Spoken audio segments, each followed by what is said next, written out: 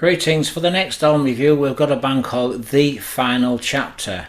Now, this is a band that released an album recently on Dive Bomb Records, a label based out in Florida, that have released some really fantastic old albums. They're kind of releasing like obscure albums, obscure demos, and some albums that never really made it. So this is a really great label to check out. So if you want some obscure, underground, Dive Bomb Records is one of the labels that you really need to check out.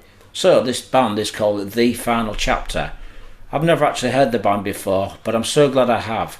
They're a really good band. Not only just saying that this piece are a 4-piece band are actually Christian metal, but please don't let that put you off. Christian metal bands, there's some really good ones out there. For me personally, I don't give a shit what the beliefs are. If it's death metal, black metal, Christian metal, if the music's good and the vocals are good, I'm going to listen to it and buy it. And I think you should have the same standards too. Don't dismay Christian metal bands. There's some really good ones out there. As we all know, Striper.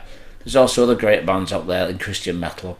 Barren Cross, Deliverance, Recon, Tourniquet, Sacred Warrior. The list goes on. There's some great bands in all different genres of Christian metal, from thrash, death metal, black metal, power metal and melodic metal. So please check out some of these bands. So like I said, The Final Chapter. Completely new band on me. This band have been going for quite some time. So the band actually formed back in 1989. Some of you out there, you've probably heard this band, some of us haven't. Like I said, this is the first time I heard them, but I'm so glad I have. I wouldn't have known they were a Christian band until I read the biography. Listening to them, for me, fantastic band, right up my street. It's the sort of music I really like to listen to these days. Like I said, the band was formed back in 1989 in New Orleans. Now the band was put together by guitarist Gary Wilson, also frontman Andrew Tippin Whittington. Also on bass guitar we've got Paul Stames and drummer David Osborne. Now, who would the band sound like, you're probably asking? For me, Queensryche are a definite must in there, especially like The Warning, Rage for Order, and also Queen of the Reich EP. That's a definite high must in there. Also the bands that spring to mind when I listen to this band is Mystic Force, another great band from America. You've also got the likes of Judas Priest and Saxon in there, and Iron Maiden. Christian bands, we've got Recon, we've got Sacred Warrior, are two other great bands that are definitely in the band's music. A little bit of Striper, but more to influenced by the likes of Sacred Warrior or Recon. Definitely a lot of Queensryche in there. The vocals by Andrew are fantastic. Kind of remind me of all the old school melodic power progressive metal that America have been coming up for many years. Now the band are definitely influenced by the 80s. I love the 80s myself. You know, I'm a big fan of the American US power metal, also the progressive metal. So this band have definitely got influences of Judas Priest in there, Iron Maiden, also the classic bands like Queensryche, and some Christian bands like Recon and Sacred Warrior.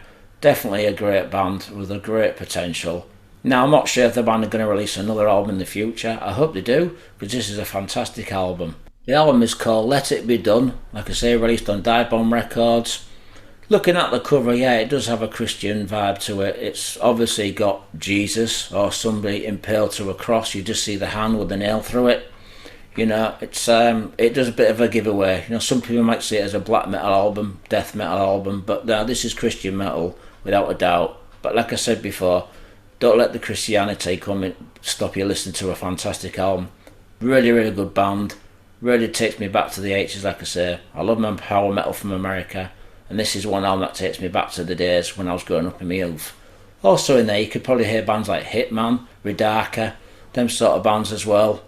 Really good band, really like this album. As a debut, this is a fantastic debut. There's definitely a chance for the band to progress and make a better album for the next one, but for a debut album, this is a good start. So the album comes with 12 tracks. The songs on the album are Reawakening, The Edge of Sadness, So Let It Be Done, Into the Fire, The Key, Just the Memory, Tomb of Wrath, Blood in the Sands, Wisdom Call, Whisper to Scream, Day After Day, and the Hollowed Hymn. The first song on the album is called The Reawakening, which is an intro. This is followed by the song So Let It Be Done, which is a great song introduction to the band and to the album.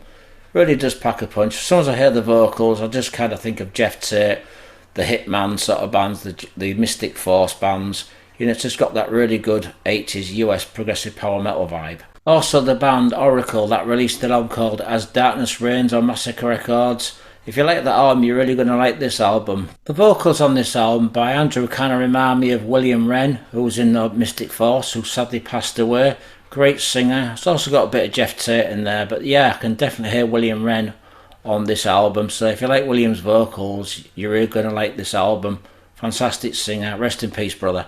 A couple of other bands that spring to mind as I start to listen to this album are a band called Banshee, Malice and Fifth Angel. So if you remember those bands from the 80s, you're really going to like this album. Them sort of bands are combined with, like I said, Mystic Force, Recon, Queensryche, Judas Priest.